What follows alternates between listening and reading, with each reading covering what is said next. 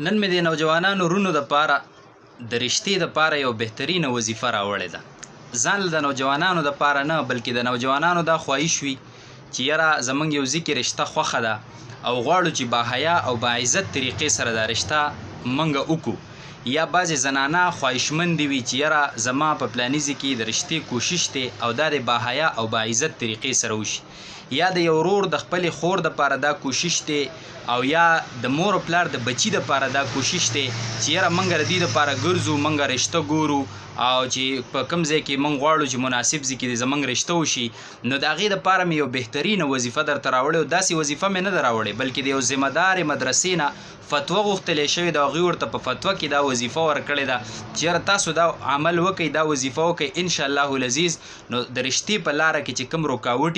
نو هغه رکاوټونه به الله ختم کړي او باحیا او باعزت طریقې سره به ستاسو رشته څه شي، دا به وشي. وظیفه به انشاءالله العزیز تاسو سره نشر کومه او دا به داسې وظیفه وي چې دا به مجربه نسخه وي، یعنې په دې باندې به الحمدلله تجربې شوي وي. کوم نوجوان یا کوم نوجوانې ښځې یا مور پلار د بچي دپاره، رور د خویندو دپاره کوم کس دا وظیفه اهتمام سره وکړي انشاءالله العزیز د رشتې په لار کې چې کوم مشکلات دي نو هغه مشکلات به الله ختم کړي او ډېر په ښایسته طریقې سره به دا رشته دا بحال شي. او دا ځان له دې دپاره نه بلکې که ښځه د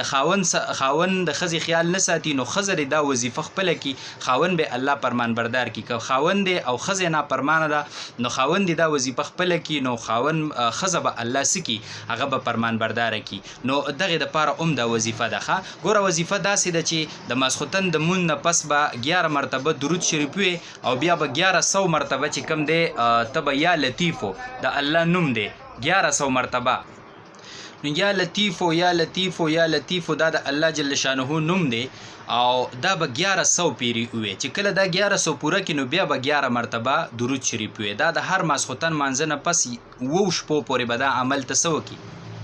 دا به جاری وساتي او هر شپه چې دا عمل کوي نو د هغې نه پس به دعا کوي چې الله دا کومه رشته زما ده که په دې کې زما د دنیا او د آخرت ښېګړه وي، خیر مې پکې وي. دلته خو زه مطلب د نفس خواهشاتو راغستی یم چې یاره دا دې زما خپله شي خو سبا په زندګۍ کې ما ته ډېر لوی مشکل جوړېدی شي نو الله ته د خپل نوم په برکت باندې زما دپاره ښې فیصلې راولېږه او دا رشته که زما دپاره بهترینه وي، ښه وي. نن خو کیدی شي زه صرف په ښایست باندې دوکه شم، کیدی شي نن زه صرف په مال باندې دوکه شم، خو نه د خلکو دپاره دا ښایسته رشتې دا ډېر مال دا وروسته عذاب ګرځېدلی، فتنه ګرځېدلی، بیا په خپله زندګۍ ستومانې بیا غواړي چې چېرته یو د غریبې کورنۍ سره مې رشته کړی وی خو چې دا رشته مې نه وی شوی. نو تاسو چې دا وظیفه کوئ او په دې باندې دا دعا کوئ چې الله که په دې رشته کې زموږ د دنیا او د آخرت خیر او ښېګړه وي نو الله ته زموږ دپاره په دې خپل نوم په برکت باندې د دې درود په برکت باندې دا رشته ته زموږ دپاره وکړي، یا زما د بچي دپاره یا مې د دې خور دپاره یا یو نوجوانه ښځه وایي چې زما دپاره دې وشي یا یو نوجوانه لک وایي چې زه رشته کومه